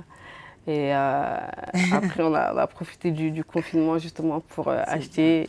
Et du coup, on a acheté notre petite maison et puis tout se passe bien. Et donc là, vous êtes bien. Donc plus de drépanocytose, un petit bébé. Ouais. Il n'y a plus de suivi de traitement de je sais pas quoi. Non, en fait, j'ai pas voulu immédiatement reprendre le processus de reprendre des médicaments pour avoir mes règles. Bien sûr. Je crois que j'ai tellement souffert de ça que bon, mon mari, il a encore du mal à le comprendre, ça, mais j'ai pas envie d'ingérer des choses dans mon corps, tu vois. Après, je sais pas comment l'expliquer, je sais pas pourquoi. Ça s'est peut-être pris comme de l'égoïsme, mais... Il faut que tu dises que le corps, c'est une demeure. Et que, en fait, ta demeure à toi, on a beaucoup mis des choses que tu n'avais pas décidées. C'est-à-dire, on a considéré ta demeure comme étant comment on appelle les lieux où tu fourres tout, là? Les box, comme un box. On a mis plein de choses dedans. Tu n'as pas décidé. Aujourd'hui, tu veux décider de toi, donc tu as sorti. C'est exactement et ça. tu veux décider de ce que tu vas mettre. Voilà. Et quand est-ce que tu vas le mettre? C'est comme ça qu'il faut que tu l'expliques. Et entre-temps, là, je suis plus mature. Tu vois, j'ai 30 ans. Et là, je sais ce que je veux exactement. Tu vois, même au niveau professionnel, au niveau tout, tu vois, j'ai commencé à concrétiser des projets personnels et tout, tu vois. Et mais je sais pas, c'est bizarre en fait. C'est quand il est venu que tout s'est ouvert. Ouais, que je me suis dit non mais t'attends quoi pour faire tes projets que toi t'aimes. Certes, t'as un travail qui est bien, tu vois, ça paye les factures et tout, mais c'est pas ce que j'aime. Du coup, ce que j'aime, j'ai cherché à faire des formations pour ça et tout, tu vois. Et du coup, tout va bien. Du coup, j'ai pas commencé encore à faire des traitements pour avoir un deuxième enfant. Je sais que mon mari, il en veut. Parce qu'il se dit trop d'écart avec Ibrahim, ça serait pas bien. Mais moi, je le vois pas comme ça. Je me dis, Dieu, il m'en a déjà donné un. Déjà, faut déjà que je le remercie déjà du cadeau qu'il nous a fait. Parce que Ibrahim, c'est un miracle, tu vois. Bien sûr. Et puis profiter de ce petit. C'est un miracle. Et je me dis que si ça vient, ça vient. Tu vois, si ça vient, ça vient. Après, je pense que quand je l'aurai décidé, je recommencerai à prendre des traitements pour justement en avoir un deuxième et que, en gros, que ça accélère un peu. Quoi, mais là, aujourd'hui, tu te sens comment? Là, je me sens bien. Je me sens bien. Dieu merci. Ouais, je me sens totalement bien. Je suis heureuse avec mon fils. Il va bien, il est en bonne santé. Turbulent, il court partout, il me fatigue même. Donc, tant mieux. On a tellement attendu s'il était là, il était posé en steak sur le canapé. Non, il a raison en fait. Il a tellement attendu, c'est le prince. Voilà. Il fait des caprices et monsieur, il est là en tout cas. Mais ce qui est important dans ton histoire, en tout cas la morale, c'est que le lâcher prise, Aïssa, tu nous as montré à quel point c'est super important. De penser à soi, parce que c'est au moment où tu as pensé à toi et que tu as occulté toutes les phrases extérieures, parfois les mauvaises paroles, les influences, etc. Exactement. Que, en fait, tout s'est ouvert, quoi. Tout s'est ouvert, tout est venu naturellement. Et j'insiste sur le fait que je n'avais vraiment rien pris, juste le traitement de mon gynécologue pour avoir mes règles une seule fois. Et je les ai eues qu'une fois. Et je suis tombée enceinte. Voilà. Tu vois. Et tu dirais quoi à une fille qui est dans la même situation que toi, qui peut-être essaye de faire un enfant et qui n'y arrive pas, qui est déprimée ou désorientée ou perdue ou mal? En fait, justement, à la suite de ça, j'ai eu mon enfant et j'avais ce besoin d'aider les femmes, tu vois, qui vivent le parcours d'infertilité, mais je ne savais pas comment, tu vois. Je ne savais pas quoi faire, voir une association ou pas, aller voir une psychologue par rapport à ça. Je ne savais pas quoi faire, mais j'avais ce besoin, tu vois, de les conseiller, de les aider, parce qu'en fait, il n'y a qu'une femme qui vit l'infertilité, il n'y a qu'elle qui peut te comprendre. Les autres, ils seront compatissants envers toi, mais ils ne peuvent pas te comprendre ta souffrance que tu as, tu vois. Du coup, j'ai une amie d'enfance, on se part sur Instagram et tout ça. Un jour sur Instagram, elle met un post par rapport à l'infertilité. Et ce jour-là, je réponds à son post et par rapport à son post, je vois directement qu'elle est liée par rapport à l'infertilité, tu vois. Je vois directement qu'elle est atteinte, tu vois, de quelque chose. Oui, tu comprends. Voilà, je comprends directement avec la phrase qu'elle a mis. Et je lui dis, ça va ma belle? Et je lui dis, je ne savais pas que tu vivais ça. Et je lui dis, moi aussi, je l'ai vécu pendant 7 ans avec mon mari. Et je lui dis, t'inquiète pas, Inch'Allah, ça va venir. En gros, je lui donne des conseils. Elle me dit, oui, elle aussi, elle a fait son deuil par rapport à ça, parce qu'elle est vraiment stérile, tu vois. Elle est vraiment stérile et du coup, on échange, tu vois, on échange avec cette amie d'enfance, on échange. Et je lui dis, j'aimerais vraiment faire quelque chose, mais je ne sais pas quoi encore. Tu vois, je ne sais pas quoi. Et elle me dit, moi aussi. Et je lui dis, ça te dirait d'ouvrir un compte Instagram qui parle d'infertilité, où on pourrait aider les femmes, parler avec elles, même juste faire des lives ou en parler. C'est parce que quand tu gardes tout en toi, c'est pas difficile. Bon, tu vois. Et vous l'avez cet Instagram? On l'a ouvert. Ah, mais parfait. Ouais, on a ouvert depuis le mois d'août. Depuis le mois d'août, faut que tu nous donnes, faut que tu le donnes aux filles qui sont là, qui te regardent. Ouais, depuis le mois d'août, on a ouvert, on va en faire une association. En fait, on a ouvert l'association Infertilité et Espoir, qui consiste à justement aider et soutenir toutes les femmes ou les hommes, les couples qui sont atteints d'infertilité primaire ou secondaire. Et en gros, on répond à leurs questions. On est ni médecin, ni psychologue, ni psychanalyste. On donne notre expérience et on sait qu'on pourra les comprendre. Et justement, c'est ça qu'on donne à ces femmes-là. La plupart du temps, il y a beaucoup de femmes, il y a quelques hommes aussi. Et alors, elles te retrouvent où? Elles me retrouvent sur le compte Infertilité et Espoir sur Instagram. On va écrire juste en dessous. Voilà. Et du coup, c'est en collaboration avec mon amie d'enfance Faola. C'est soit moi, soit Faola qui répondra à vos questions, à vos angoisses, à vos attentes. Et on leur répond tout simplement, on leur donne le soutien. Et il y en a qui ont du mal à parler à leur famille, tu vois. Au moins, elles ont un endroit elles peuvent peut-être. Exactement, que ce soit anonyme ou on fait des lives aussi, tu vois. Une fois toutes les 2 semaines, par-ci, par-là, pour expliquer quel genre de maladie, d'infertilité, tu sais, l'endométriose. Bien sûr, toutes les maladies qui sont liées à la conception. Voilà, on n'est ni médecin, ni trucs, mais on invite des jeunes femmes à expliquer leur maladie, justement, à en parler. Et juste le fait d'en parler, justement, ça libère. Et du coup, ça enlève un poids. Ça enlève un poids. Et on a ouvert ce compte Instagram depuis le mois d'août et ça se passe super bien. Parfait. Et là on va dire, je suis même pleinement épanouie parce que ces femmes, je les comprends totalement et je les conseille. Et elles me disent... Et tu les aides. Voilà, et je les conseille. Et il y a certains mois, elles me disent, non, mais à certains on dirait que c'est moi. Je dis, mais oui, c'est normal. J'ai vécu.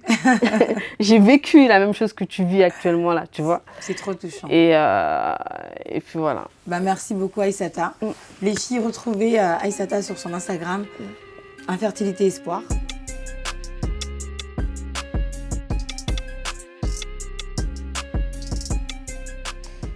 On va dire aujourd'hui que je suis pleinement heureuse.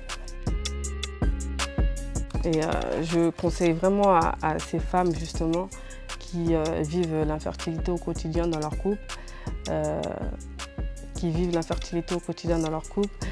d'avoir beaucoup de communication avec leur mari, même si c'est dur. Parce que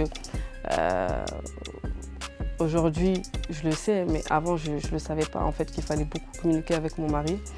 Et si elles ont du mal à communiquer avec leur mari, justement, le compte Infertilité Espoir, il est là justement pour les conseiller et les soutenir par rapport à cette épreuve qu'elles vivent, qui est très, très, très, très dure, psychologiquement, physiquement, dans tous les sens du terme. Et on est vraiment là pour les soutenir. Et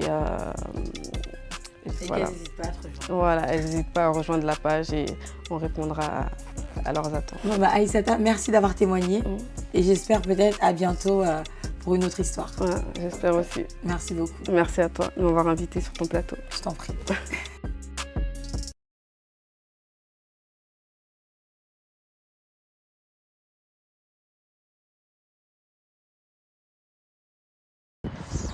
Est-ce que tu as besoin de quelqu'un pour t'aider à avoir un cabis, avoir une domiciliation, créer un business plan, avoir des conseils sur tout ce qui est comptabilité? Alors c'est simple, tu as un lien qui est dans la barre de description, tu cliques dessus, et c'est une agence qui s'occupe de tout. C'est-à-dire que demain, tu as envie de faire un business, peu importe, que ce soit en ligne ou dans la ville, à Paris, tu cliques sur ce lien et tu verras, ce sont des gens qui vont t'accompagner du début jusqu'à la fin pour que tu puisses enfin lancer ton business.